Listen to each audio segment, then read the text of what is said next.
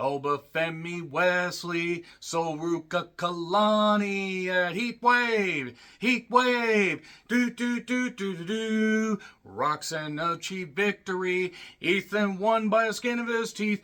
Do you believe in Joe Hendry? Heatwave, Heatwave, Heatwave. I'm Joe Renton with my review of WWE NXT Heatwave 2024 from the Scotiabank Arena. I hope I pronounced that correctly.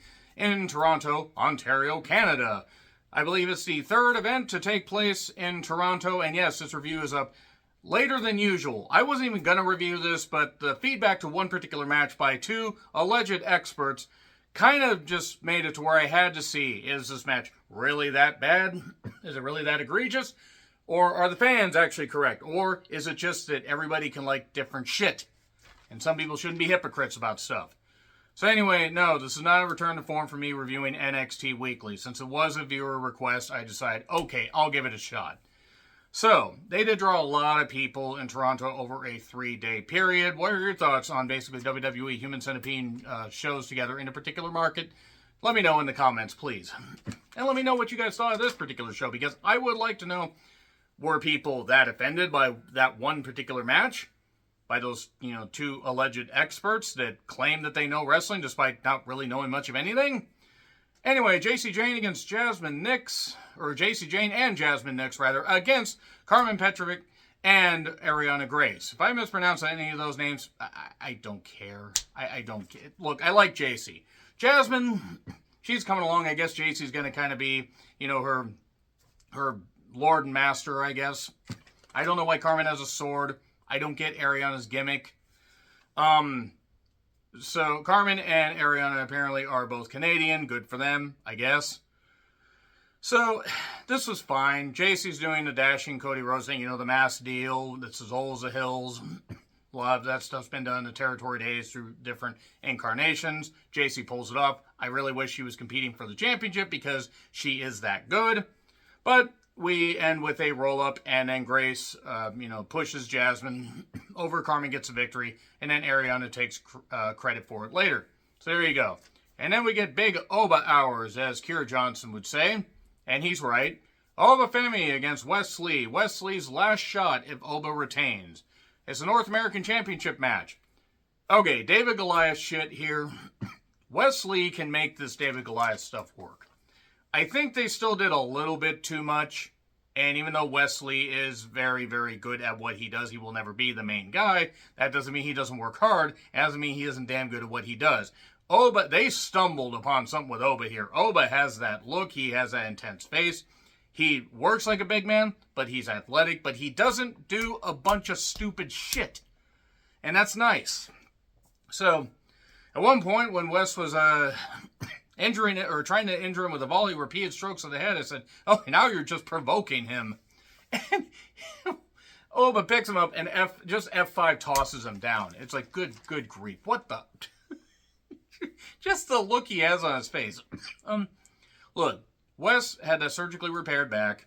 Oba focused on after throwing him into the steel part of the exposed ring. And then chopping him down, hitting backbreakers, just beating his back down. There was a nice post spot. Wes got a hope spot.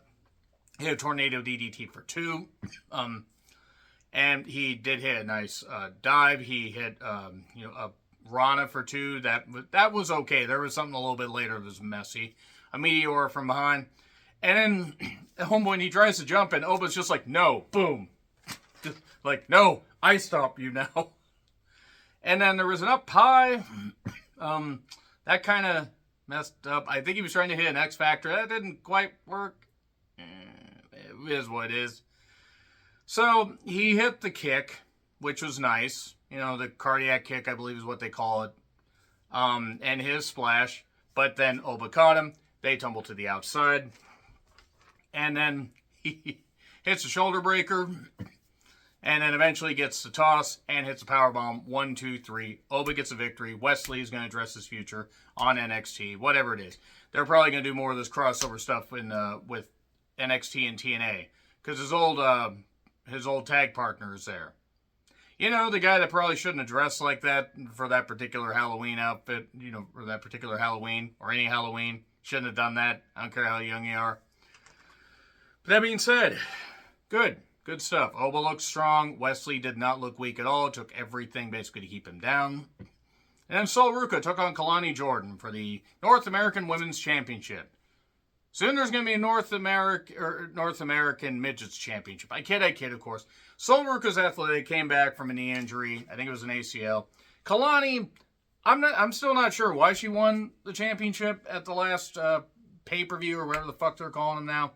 I'm not against it. I mean, Kalani is athletic. They're both athletic. Look, was this a spot fest and were there some mess-ups? Yes, of course there were. I'm not going to dispute that. But Alvarez and Meltzer, and listen to the thing, if you can stand it. They basically are making it like it's so egregious and so terrible and everything is so choreographed, and yet they pop for so many things that the Bucks and Ospreay and others do. And not just in AEW, but others. It's like, okay, wrestling, a lot of wrestling is choreographed stuff. You have to make it look impactful, and you work with each other. Yes, there were things that worked, there were things that didn't work. When the stuff worked, the crowd popped, and the crowd was into it, so who am I to judge? The crowd was really, really into this match. I'm not going to knock it. I mean, I'm not going to knock too much of it. There was a 450 clothesline, or at least a 450 rotation into a clothesline, so I'll give her that much credit. Sol hit that impressively. Kalani can be good fighting from underneath and can hit some good stuff. But yes, was it messy? Of course it was. No, it's not one of the best matches of the year, but if you thought it was, that's fine. I'm not going to knock you guys one bit. 10,000 people in the Scotiabank Arena were going insane. So, I mean, look, I may have thought it was messy, but it was what it was. Poison Rana, I don't know why. The Poison Rana is stupid no matter who's involved. There was a moonsault to the outside. And this did keep going. I think there were a couple moments where we're like, okay, we could have wrapped this up a little bit sooner. Same with Oba and Wes. But there was a Poison Rana and then split leg moonsault. Super Poison Rana, by the way. 1, 2, 3. So Kalani retains in a match that, yes, there were flips and stuff that didn't work. But there were things that did work. Both these women are really in the beginning stages of their TV wrestling career. They will get better and they will hone some of their skills. And whether they put it all together or not, time will tell. But no, this is not one of the worst things of the year and not the most choreographed bullshit. And I do take issue with what Meltzer and Alvarez said, mainly because they're kind of both fucking idiots. Meltzer more so, because he thought Shibata got a new brain and he questioned Roman Reigns' leukemia. So don't come at me with the Meltzer stuff. Why did they give Gallus some time to talk? Because I don't understand a damn thing they say. Does anybody understand a damn thing Gallus says? So, Ava is with Ariana and Carmen, as I said before. So, Frazier and Axiom Verge took on Chase U, Duke Hudson, and Andre Chase. They're still doing this Chase U stuff. Why? Genuine question. Tag title match. This is what the tag division has come to. Yes, the crowd popped for some of this. Yes, there were a few athletic things. I hate Chase U. I don't hate the people involved, but I hate Chase U. So, Axiom Verge got the victory. That's all I gotta say about that. Wasn't gonna waste my time with a bullshit gimmick that should have never been created. Wes is not sure what he's gonna do. I already talked about that. They're giving Briggs a singles push. Shawn Michaels will not see heaven for this. Though Shawn Michaels really can't see straight ahead, in all honesty. Who is Carly Bright? I think I asked this at the last review that I did. So, they're pushing Dante Chen again because they brought him up. They utilized him a little bit. They even gave him a backstory about his grandparents, I think his grandfather, and then they stopped using him, and he's just been bouncing around since. Okay, good. They're giving him something to do. Great American Bash on Sci-Fi, August 6th. Roxanne Perez against Lola Vice, who basically is like Disco Inferno for ass shaking. Look, she can hit some nice kicks. She can hit a couple decent submissions. I'm not seeing it with Lola. The Disco Inferno thing's unfair. But, okay, you can shake your ass. Congratulations. So can a bunch of other women that are in Vegas. But they don't get into a wrestling ring. Look, Lola may be put... The NXT Underground thing that she did with Natty was fine. And this match, I don't know who the heel was supposed to be. I guess Lola was the de facto face. There's some hair pulling. I usually have to go to a different kind of website to see hair pulling involving women like this. The crowd was still hot. I don't see it with Lola. I'm sorry, I don't. I've appreciated some of the work she's done, but whatever. Lola does get a choke. They go into the ropes. At one point, there is a hammerlock throw, and Lola has an injured arm. Roxanne targets it, so good psychology right there. Lola kept trying to go for the victory, get a triangle, couldn't hit the KO punch or the fist, but Roxanne rolled under the bottom rope. We got a pop box for 2, and then the announcer's table got cleared up. We got a pop rocks on the announcer's table. We got a crossface, and then Lola fought out of that. But then we got 1 pop rocks again. So the 3rd pop rocks. The 4th one didn't work, so we did the 5th one. And good on Roxanne, good on Lola for recovering, doing that. 1, 2, 3. Roxanne retains in a match that was fine. It was fine for what it was. This Brooks Jensen stuff is stupid. I do also want to say Roxanne has done a really good job as champion. What I've kept up on, she has done a really good job. Tony D'Angelo against Lexis King. Good Lord. Entrances for the main event.